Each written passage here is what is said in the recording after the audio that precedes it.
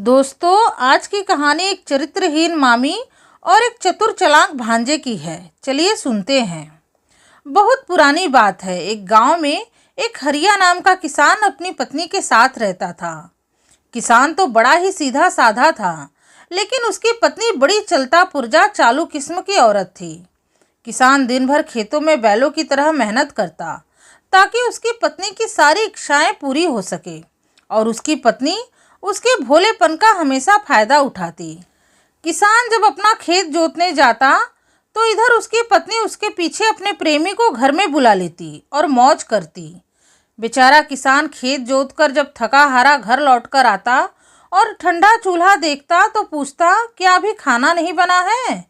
तो उसकी पत्नी उल्टे उसी को बिगड़कर बोलती, अब मुझे क्या मालूम कि तुम आ रहे हो? मालूम होता तो क्या रोटी न बना देती? सीधा साधा किसान पत्नी की बात सुनकर चुप हो जाता। एक दिन किसान की पत्नी ने किसान से कहा, तुम एक काम किया करो, खेत जाते समय तुम अपने साथ एक ढोलक लेकर जाया करो। जब खेत से लौटने लगो तो गांव के बाहर से ही उसे पीटते हुए आना, जिससे मुझे पता चल जाएगा कि तुम आ रहे हो। तब मैं तुम्हारे लिए झटपट खाना बनाकर तैयार कर दूंगी और दरवाजे पर तुम्हारे स्वागत के लिए खड़ी रहूंगी। सीधे साधे किसान ने अपनी पत्नी की बात मान ली, क्योंकि उसे कभी भी समय पर भोजन नहीं मिल पाता था। उसने सोचा कि शायद इसी बहाने अब उसे समय पर भोजन मिलने लगे। अब वो रोज अपने साथ एक ढोलक खेत में लेकर जाने लगा और लौटते समय उसे पीटते हुए आता। ढोलक की आवाज़ सुनकर किसान अपने प्रेमी को घर में से भगा देती और चूल्हा जलाकर रोटी बनाने के लिए बैठ जाती। किसान जब खेत से ढोलक बजाते हुए अपने घर लौटता तो गांव वाले उसे देखकर उस पर हंसते और उसका मजाक उड़ाते, उस पर फप्तियां भी कसते कि ये देखो इस मूर्ख को, ढोलक बजाते हुए जाता है कि इसकी पत्नी इसे रोटी देगी, और वहां उसकी पत्नी दिन भर अपने प्रेमी को घर में घुसाकर रखती है। लेकिन हरिया कभी भी गांव वालों की बातों पर ध्यान नहीं देता और ना ही कभी अपनी पत्नी पर शक करता। एक बार किसान का भांजा अपने मामा से मिलने आया तो किसान उसे अपने खेत पर ही मिल गया।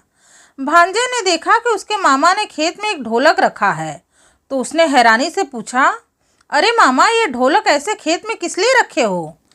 किसान ने कहा, अरे लाला, तुम्हारी मामी समय से रोटी नहीं बना पाती, इसीलिए घर लौटते समय मैं इसे गांव के बाहर से ही पीटने लगता हूँ, तो तुम्हारी मामी ढोलक की आवाज़ सुनकर समझ जाती है कि मैं आ रहा हूँ और वो चूल्हा जलाकर रोटी बनाना शुरू कर देती है। मामा की बात सुनकर भांजे को कुछ मामी की चाल समझ में आ गई। उसने मन ही मन कहा, हो न हो दाल में जरूर कुछ काला है। मेरे सीधे साधे मामा को मामी जरूर मूर्ख बना रही है।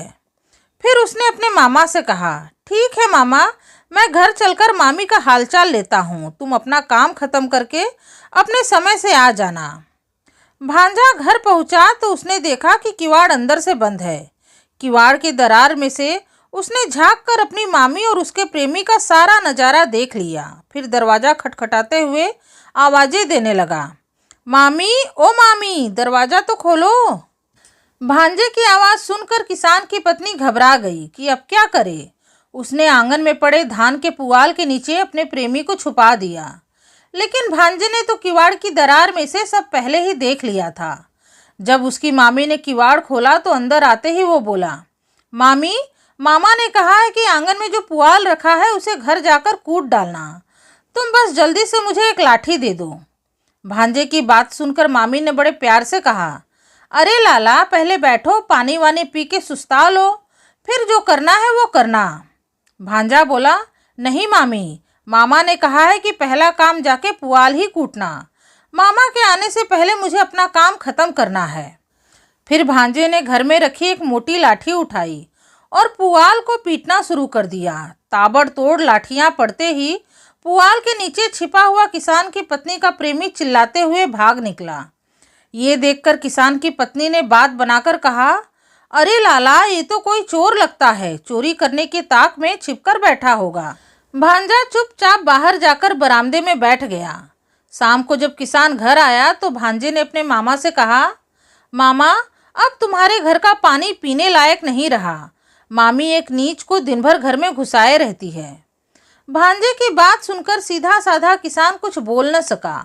कुछ देर चुप रहने के बाद बोला, लाला तो अब तुम ही बताओ कि क्या किया जाए। भांजे ने कहा, कथा सुनकर घर को शुद्ध करवाओ और ब्राह्मणों के साथ गांव वालों को भोजन कराओ। भांजे की बात मानकर किसान ने दूसरे ही दिन कथा सुनी और सभी को भोजन के लिए बुलावा भी दे दिया। किसान की पत्नी को जब भोज के बारे में पता चला तो भांजे को बुलाकर अपने प्रेमी का नाम बताकर बोली, अरे लाला, उस बेचारे गरीब को भी न्योता दे देना, इसी बहाने उसे एक दिन भरपेट भोजन तो मिल जाएगा। भांजे ने कहा, ठीक है मामी, उसको भी न्योता दे आता हूँ। किसान की पत्नी को लग रहा था कि उसका भांजा उसके प्रेमी को पहचान नहीं पाया है, क्योंकि वो तो तेजी से निकलकर भाग गया था।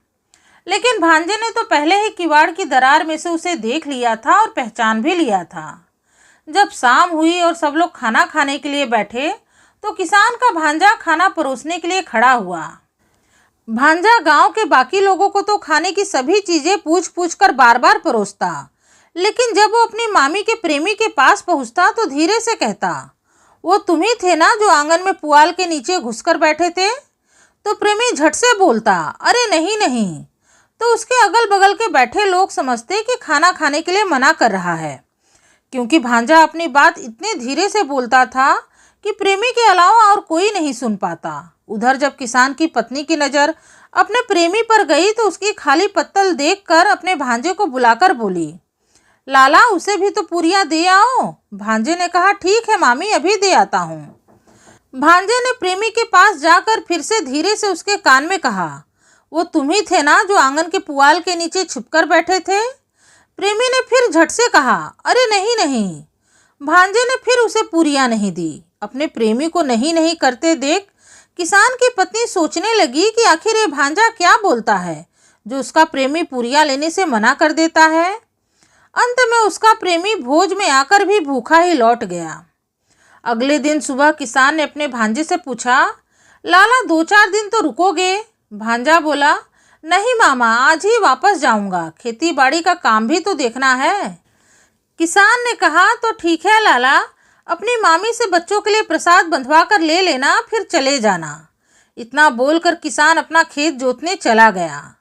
भांजा आज ही घर से जाने वाला है, ये सुनकर किसान की पत्नी ने खुशी खुशी भांजे को खिला पिलाकर और प्रसाद की गठरी बांधकर विदा कर दिया। भांजा जब चला गया तो झट से अपने प्रेमी को घर बुला लाई।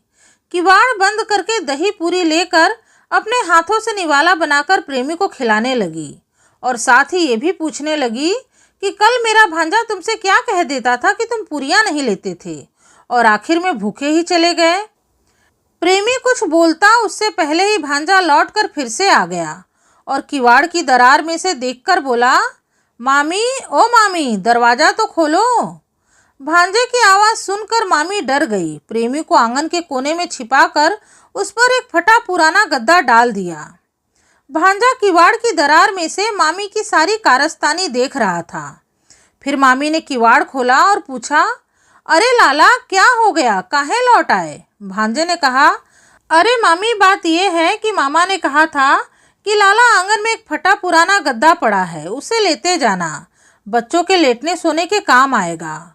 भांजे की बात सुनकर मामी बोली, अरे लाला, फटा पुराना गद्दा ले जाकर क्या करोगे? चलो मैं तुम्हें नए गद्दे दिखाती हूँ, तुम उनमें से ले जाना। तुम्हारे मामा का तो दिमाग फिर गया है जो भांजे को फटा पुराना गद्दा लेने के लिए कह दिया।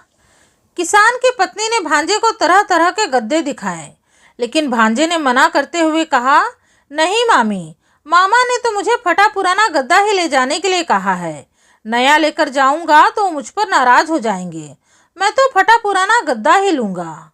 फिर भांजे ने एक रस्सी ली और आंगन के कोने में पड़े फटे पुराने गद्दे को, जिसमें मामी का प्रेमी लिपटकर छिपा हुआ था, उसी के साथ कसकर इस तरह बांध लिया कि प्रेमी को बचकर निकलने का मौका भी नहीं मिला।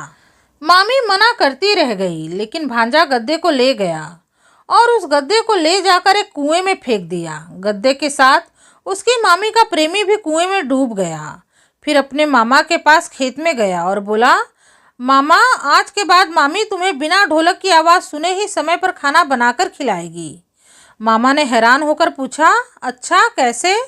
तो भांजे ने उसे सारा हाल सुना दिया और समझाकर बोला, बताओ मामा, तुम्हारा इतना सीधापन भी किस काम का जब घर की इज्जत ही चली जाए। जरूरत पड़ने पर थोड़ी कठोरता भी दिखानी पड़ती है, क्योंकि जो लातों के भूत होते हैं वो बातों से नहीं मानते। मामी भी उन्हीं लोगों में से है। आगे घर तुम्हारा है और इज्जत भी तुम्हारी ही है। इतना कहकर भांजा अपने घर चला गया, लेकिन किसान को उसकी बात समझ में आ गई। घर पहुंचकर किसान ने अपनी पत्नी से कड़क कर उसके प्रेमी के बारे में पूछा, तो पहली बार अपने पति का ऐसा क्रोध देखकर उसकी पत्नी डर गई और सब कुछ सच सच बता दिया। पत्नी की बात सुनकर किसान को बड़ा क्रोध आया। उसने अच्छे से उसकी धुनाई की तो पत्नी ने माफ़ी मांगकर कसम खाई कि आज के बाद वो कुछ भी ऐसा नहीं करेगी जिससे उसके पति की बदनामी हो और घर की इज्जत जाए। उस दिन से उसकी पत्नी पूरी तरह सुधर गई और किसान के भांजे की बुद्धिमानी और चालाकी के कारण किसान की गृहस्थी भी सुखी हो गई। तो दोस्तों, ये थी आज की कहानी।